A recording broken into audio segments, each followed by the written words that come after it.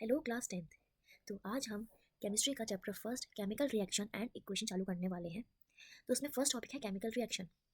Chemical reaction is the process by which two or more substances react with each other to form a new substance with different properties. Chemical reaction का मतलब होता है एक ऐसा process जिसमें दो या उससे ज़्यादा सब्सटेंसेस आपस में रिएक्ट करते हैं एक दूसरे से और एक नया सब्सटेंस फॉर्म करते हैं जिसकी प्रॉपर्टीज एंटायरली डिफरेंट होती है। The substance which take part in chemical reaction is called reactants. Reactants क्या होते हैं? ऐसे substances जो chemical reaction में part लेते हैं, जो chemical reaction करवाते हैं, उन्हें reactants कहते हैं। और जो substances नए बनते हैं, new substances जो produce होते हैं, उन्हें हम products कहते हैं। यहाँ पर मैंने आपको एग्जाम्पल दिया हुआ है, the burning of magnesium in the air to form magnesium oxide is an example of chemical reaction. यहाँ पर मैग्नीशियम और ऑक्सीजन आपस में रिएक्ट कर रहे हैं और एक केमिकल रिएक्शन हमें दे रहे हैं। उस केमिकल रिएक्शन में एक हमें नया सब्सटेंस फॉर्म होते हुए दिख रहा है जिसका नाम है मैग्नीशियम ऑक्साइड।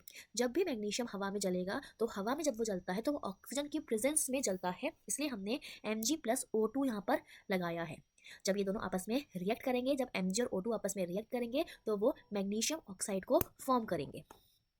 बच्चों एक बात याद रखना मेरी, before burning in air the magnesium ribbon is cleaned bye rubbing with sand paper.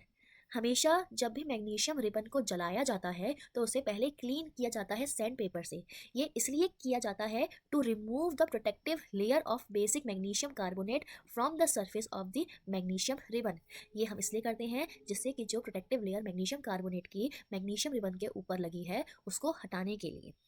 अब हमने यहाँ पर देखा था कि जो मैग्नीशियम है और जब ऑक्सीजन आपस में रिएक्ट कर रहे थे तो हमें मैग्नीशियम ऑक्साइड मिल रहा था। तो जो Mg और O हैं, जो सब्सटेंसेस केमिकल रिएक्शन में पार्ट ले रहे हैं, उसे हम क्या कहते हैं? उसे हम रिएक्टेंट्स कहते हैं। यानी कि मैग्नीशियम और ऑक्सीजन क्या हुए? रिएक्टेंट्स हुए। प्रोडक्ट्स क्या होता है?